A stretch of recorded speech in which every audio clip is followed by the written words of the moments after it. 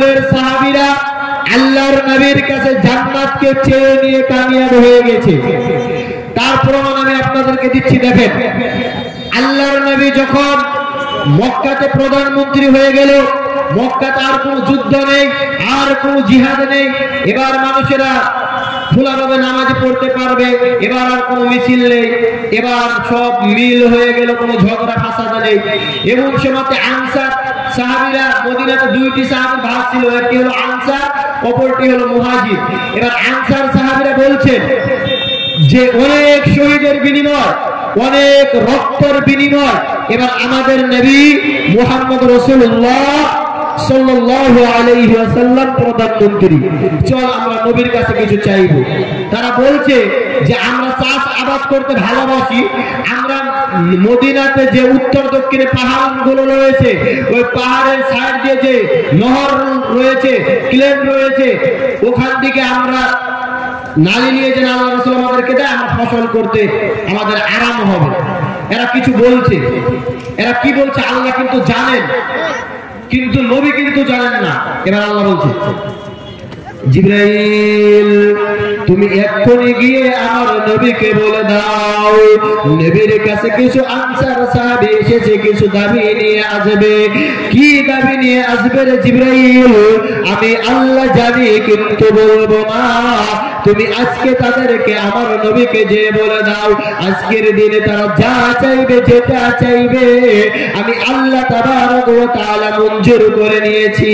অতএব আমার নবী যেন তাদেরকে না বলে ফিরিয়ে না দেয়, দেব না, না দিব বলে যেন ফিরিয়ে না দেয়। এবার আল্লাহর নবীর কাছে জিবরাইল আমিন আসলো। জিবরাইল আমিন এসে বলছেন, ইয়া রাসূলুল্লাহ, ও দয়ার নবী, কিছুক্ষণ পরে আপনার কাছে আনসার সাহাবী আসবে, কিছু দাবি নিয়ে আসবে, কিন্তু তাদের দাবিটা আল্লাহ কবুল করেছে, অতএব আপনি তাদেরকে না বলে ফিরিয়ে দেবেন না। এবার আল্লাহর নবী মসজিদে নববীর গেটে বাহির হচ্ছেন, এমন সময় আনসার সাহাবীদের সঙ্গে দেখা।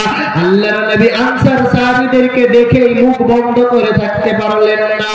আল্লাহর নবী বলছেন, শুনে নাও, তোমাদের সুসংবাদ শুনে নাও, আজকের দিনে তোমরা যা চাইবে, যেটা চাইবে আমার আল্লাহ কবুল করেছে, মঞ্জুর করে নিয়েছে। অতএব তোমরা নবী, আমি তোমাদেরকে না বলে ফিরিয়ে দিব না। জিবরাইল আমিন বলে চলে গেল।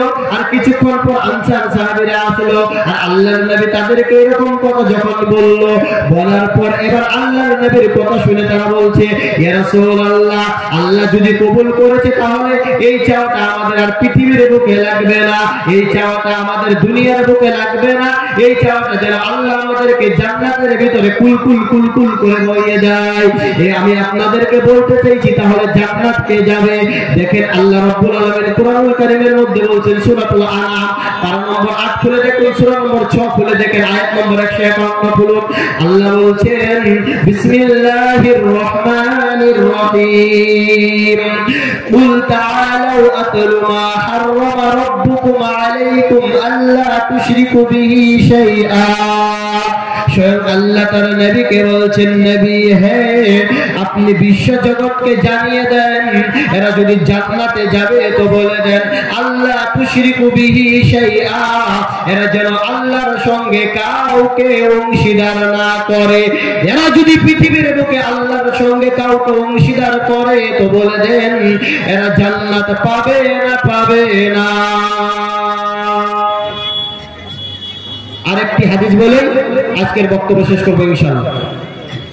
পৃথিবীতে আমরা অনেক শিরক করছি, তার মধ্যে হলো আমরা মাজারে যে, দরগাতে যে দান করছি। দেখেন, তরিক বিন শিহাব রাদিয়াল্লাহু তাআলা আনহু হাদিসের রাবী, মুসনাদে আহমদের ভিতরে হাদিসটি এসেছে। আল্লাহ রাসূল বলছেন, দাখালাল জান্নাত রাজুলুন ফি যুবাবিন ওয়া দাখালান নার রাজুলুন ফি যুবাবিন। আল্লাহ রাসূল বলছেন, একটি লোক মাছি দেওয়ার কারণে জাহান্নামী, আরেকজন মাছি না দেওয়ার কারণে জান্নাতি। অতএব এখান থেকে অসমাপ্ত বক্তব্য শেষ করছি। হায়াত বাকি তো মুলাকাত বাকি। ওয়া আখির দাওয়ানা আলহামদুলিল্লাহি রাব্বিল আলামিন। আসসালামু আলাইকুম ওয়া রাহমাতুল্লাহ।